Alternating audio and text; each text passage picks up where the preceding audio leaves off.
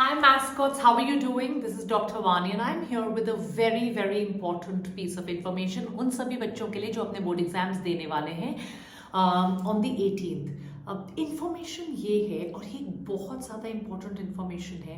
तो इन्फॉर्मेशन ये है आप लोगों के लिए कि आप लोग बहुत ज़्यादा कंफ्यूज हो जाते हो whether you need to skip a question और नॉट। आपको पता है कि जब ऑप्शन आएगी आपने 24 में से सिर्फ 20 करने हैं, सेकेंड पार्ट में भी 24 से 20 करने और 12 में से 10 करने। So you might just get confuse कि इस क्वेश्चन को छोड़े या ना छोड़े, तो स्किप करें या ना स्किप करें और कैसे डिसाइड करें कि कब कहाँ और कैसे स्किप करना है। देखिए, जैसे ही क्वेश्चन पेपर आपके पास आएगा, I will just give you these 3 tips which are really very important for you to do well in the last day of the exam.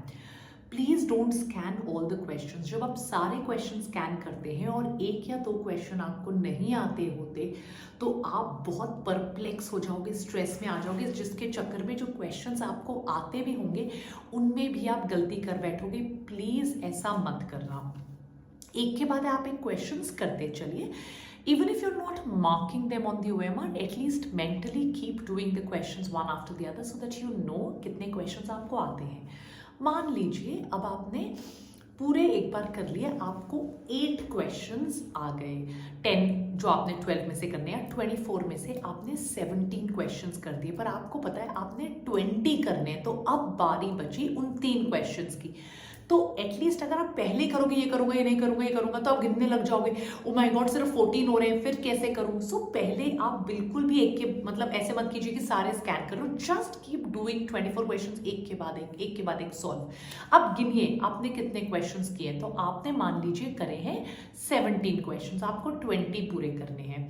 Now 17 done, 17 आप 100% श्योर हो, या मान लीजिए 16 आप 100% श्योर हो, ठीक है, परफेक्ट, उसको अलग कर दीजिए। वो तो आप श्योर हो, वो तो आपने कर लिए।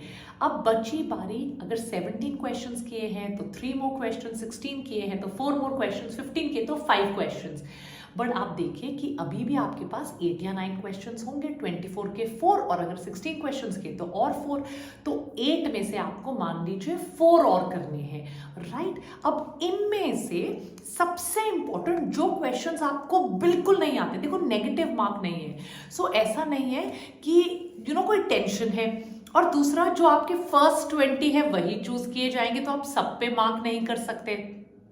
इसीलिए वो क्वेश्चंस जिसमें आपको बिल्कुल भी आइडिया नहीं है, मतलब आपको पता ही नहीं है कि इस मतलब यू डोंट नो उसका सर पैर, you absolutely have no idea about it at all, उनको तो आप क्रॉस कर दीजिए, रहने दीजिए।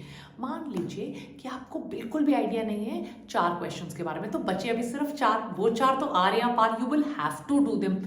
Now exclude the options which you 100% think that you don't know these questions at all. You exclude those options, and now you only focus on the options that you are 500% convinced कि यार यही answer होगा, चाहे जो मर्जी हो जाए, you mark them. Anyways, there is no negative marking, so it's a win-win situation. You've already excluded the questions that you don't know.